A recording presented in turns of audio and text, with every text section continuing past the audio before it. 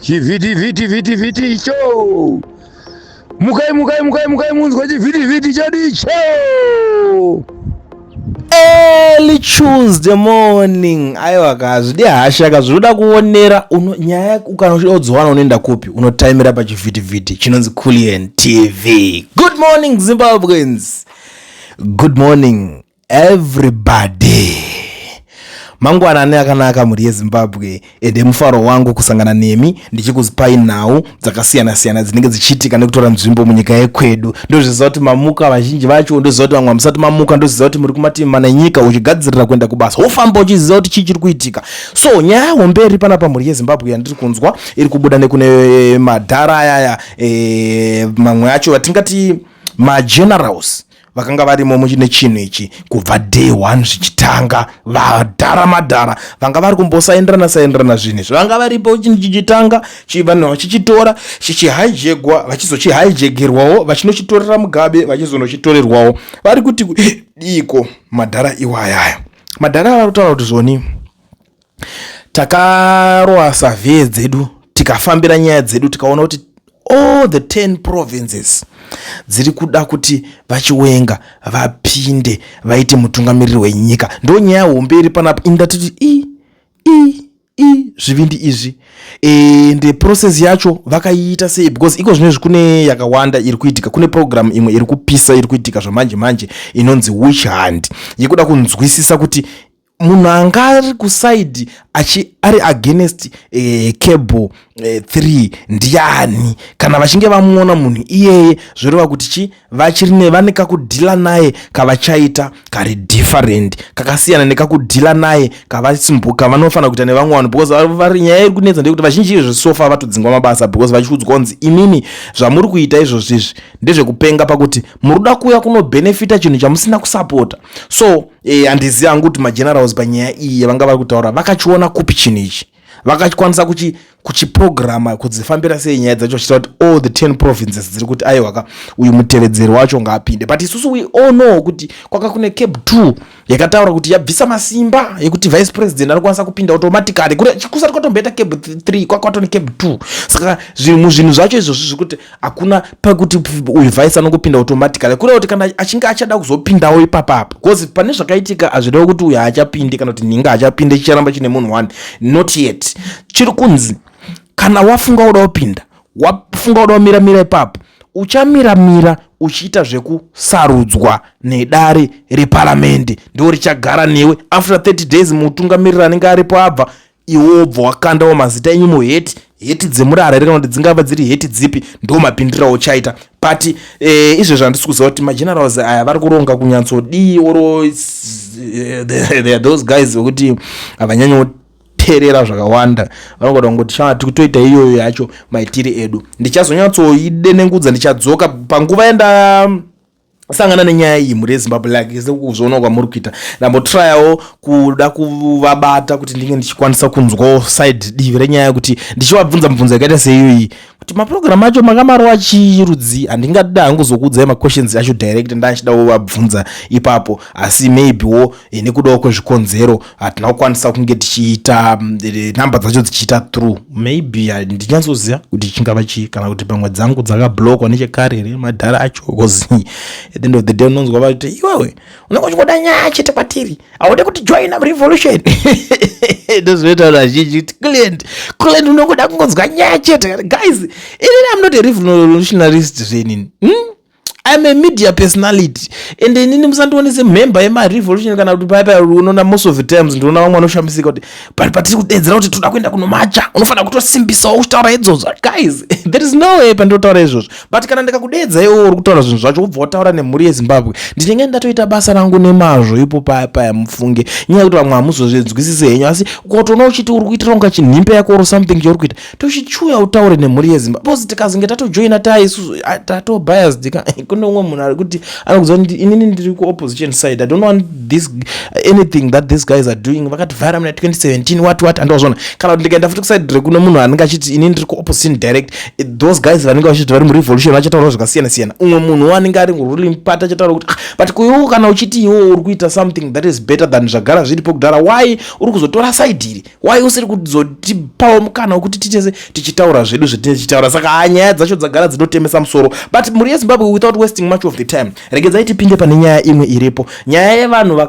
mukadzi uya nevana vake vaviri vekuurayiwa nemuruchinda uya handiti timu uyu mwanakomana wekwachumawo vari kukumbirawo kuti it's like havasi kuda zvekunetswa, privacy yairi kudiwa, cause unokuziva kuti vakomana vanonoge vakamera vasvika cause ndo nyaya dzinenge dzichipisa. But the guy achirimo mukati, like takazvitaura kuti muna August momo ndo pachadzoka achizonge nyaya yake ichizokontinywa, akamirirawo kutoona kuti achanofesa triple maiden green yake. Saka nyaya yacho inofanira kuitwa extradition, ndo painofanira kunge ichipera. But muSouth Africa agara nekeso yake yekubatwa nepfuti, saka pfuti inototongerwa makore ekuwanda at the end of the day.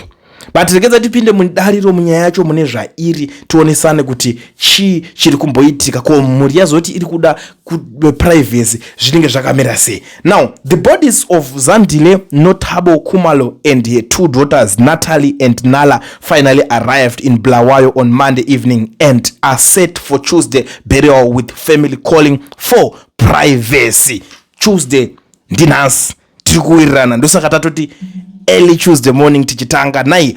The three were brutally murdered allegedly by Ndolala Chuma, husband to Zandile and father of the two girls, who is now behind bars in South Africa awaiting extradition to the United Kingdom to face triple murder charges.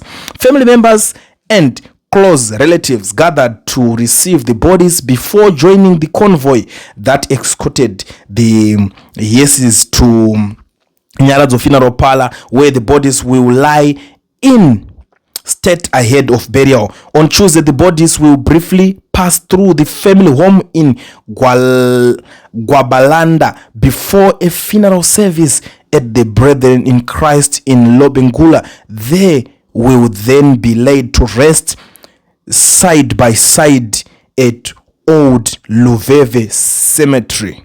The family has appealed for privacy as they mourn the loss of their loved ones and prepare to bid them a final farewell. Relatives said they hope the burial will provide an opportunity for healing after weeks of anguish following the deaths.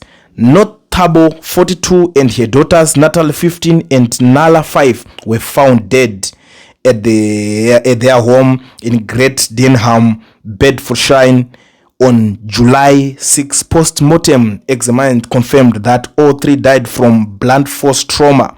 Investigations into the deaths continue in the United Kingdom, where authorities have authorized 3 counts of murder against Notabo's husband Ndodada Mkhanyisi Shuma. Shuma, a Zimbabwean-born British citizen, was arrested in Johannesburg, South Africa on 10 July and remained in custody while extradition proceedings continue. Saka iyo tichazenge takuonesana zvakamira sei, but vanhu ava kuvigwa kwavo zvine chekuita nekuvigwa kwavo muzuva ranhasi. Patagara tatanga takati chi early Tuesday morning. This is the Tuesday yatiri kutaura nezvayo.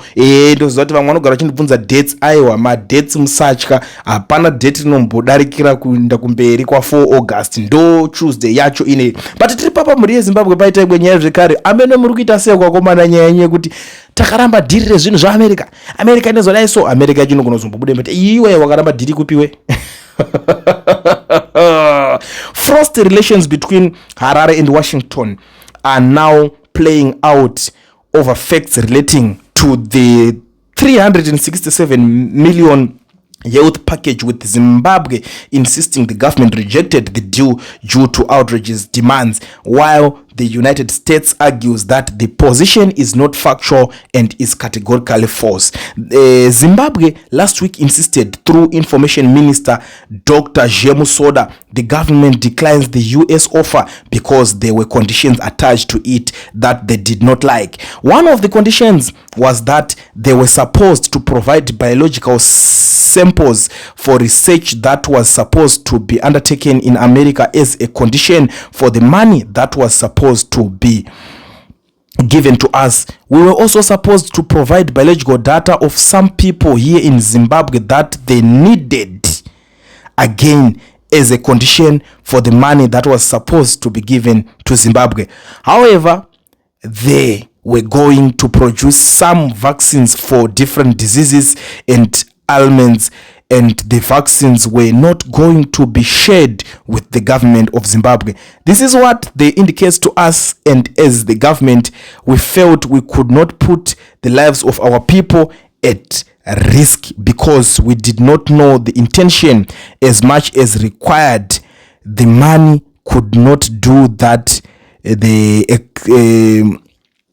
expense of the citizens of Zimbabwe, he added. However, the US on Monday hit back at Zimbabwe claims that said the assertions were not true. The MOU required very reasonable conditions that the Zimbabwean government co-invest, assuring sustainability of the programs, provide financial accountability and transparency to guarantee funds benefit to the people and communities of Zimbabwe, and share specimens when outbreaks occur, which is a long-standing global practice to quickly develop solutions. Assertions that the United States was seeking personal private data of Zimbabweans were categorically false, as US Embassy spokesperson said. Saka kwa kuchinjana kwa mashoko takaramba zvinhu zvavo hatisi kuzvida, makaramba zvinhu zvavanda hamisi kuzvida, iwe makaramba zvinhu muchitati makapiwa condition, hatina condition yatakakupai, zviri kungonetsa.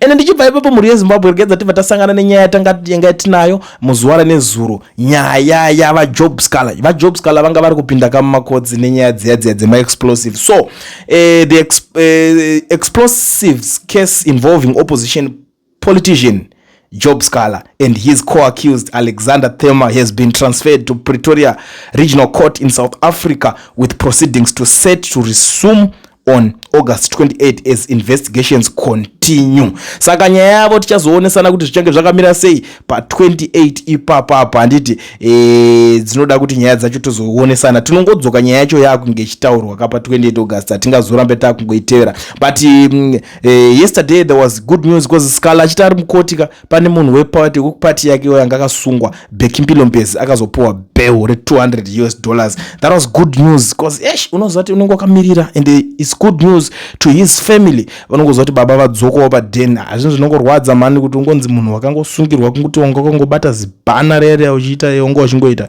it's something chekuti achikwanise kunge chichitibata mune zvakanaka. Asi panguva ino muri yeZimbabwe ndoda kukutendai nekubatikira kwamunoita pachivhitivhiti nesupport, amazing support yamunotipa inoita kuti tirambe tichingodeliver, tichingochimhanya, tichingopolisha, tichingokupai maupdates, vachingohukura, vachingorwadziwa, tichingokura mugame, tichikura mubasa. Zvinhu zvakangonaka. Ndakaona a lot of guys vari kuzvita revolution, they are becoming jealous, more and more and more jealous. Like, those guys vanda kushamsira, vanda kuonerwa kwafondera dzimwe nguva vanokudza kuti kuda kutaura nemi tiri busy. Handina munhu one day watakamboshinira panapa. maZimbabweans ndotaura nemi almost every day. Do you know if I show you my inbox izvezvi ndinokuratidza inbox yangu inenge ine vanhu vakawanda per day. Inbox yangu inini inenge ine vanhu about 1000 per day.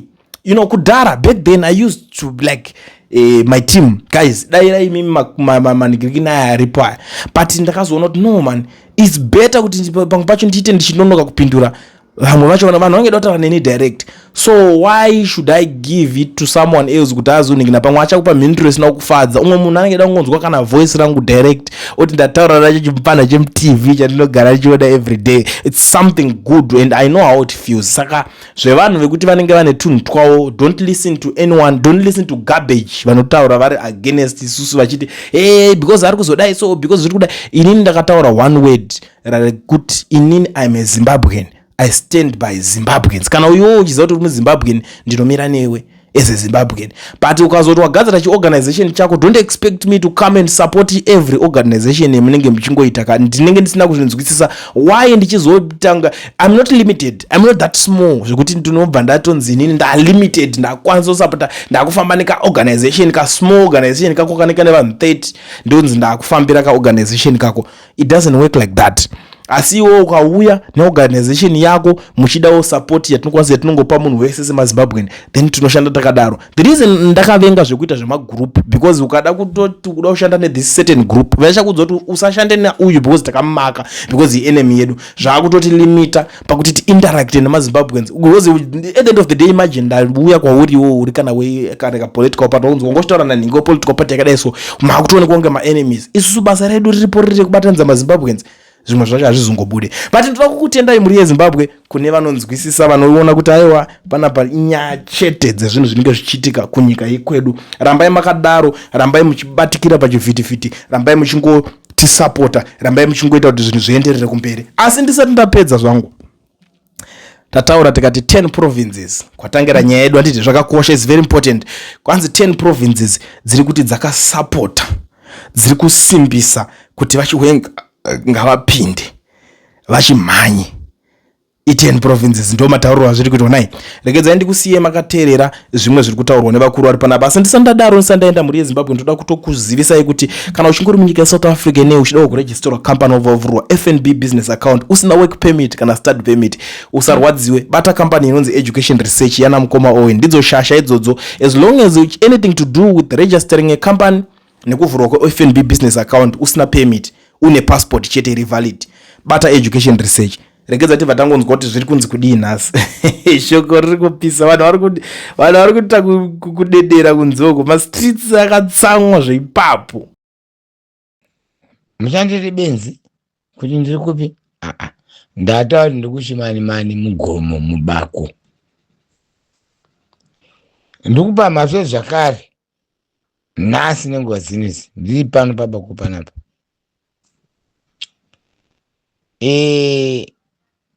Takuzoita zvehondo manje zvokutaurana zvanesezvo hapasina kunyarana. Endokuzai masoja ndinaweni anobvarura zvesezvo. Remember ndakakuzai kuti Chiwenga ibridge president ndichamisa. Hamundi kunzwa? Asi muna ndikuzei ndichiparidza chiruzi. Chiwenga ibridge chamisa ndi president. Aba shoko rangu rada kutaura manheru ipane nguva dzinedzi ndiri muno mubako muno. Kune rima, kune mhute, kune zvese handichika. Anoda kuziva vana veZimbabwe kuti isu chasara ihondo pfuti. Asi uzodzokera shure. Nhasi kutamba.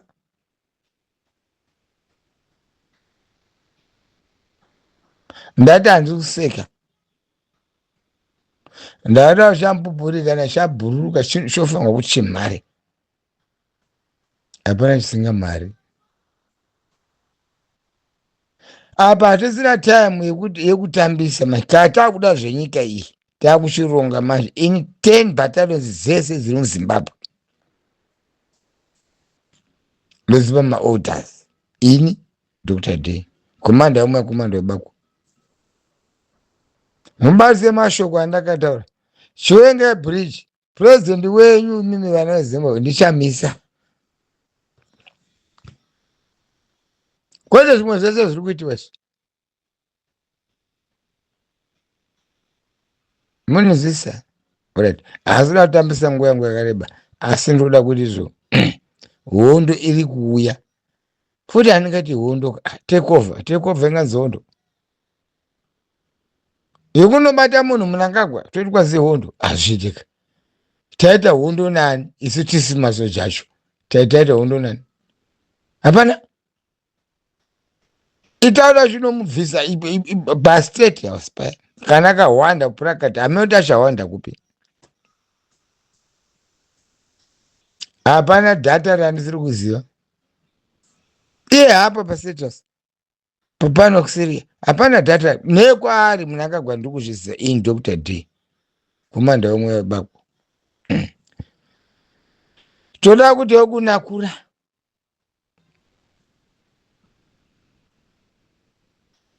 Muchiteerera mashoko andiri kutaura. Nhasi ndi 3 August. Ndini Dr. D. August akapera uyu. Mundibvunze.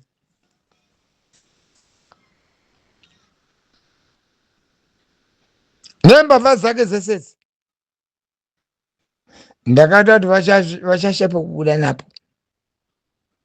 Ndini ndiri kutaura today. Hachadunzwa masoko shishi. I don't want bumburu ngangani. Zimbabwe cake haripuwi munhu mahara. Zimbabwe ropa. Takaitora Zimbabwe neropa iyi. Ndo zvakuzoitika manje. Orati wazukuru wambuya Nyanda. Ini pangu ndatotaura ndatopedza. Zvoniswere kuwanza hazvindipe chimwe chinhu handiteka. Ndakusaya munguva yakadini yakanaka. Munguva nenguva dzakanaka. Asi hondo iri kudini? Iri kuuya.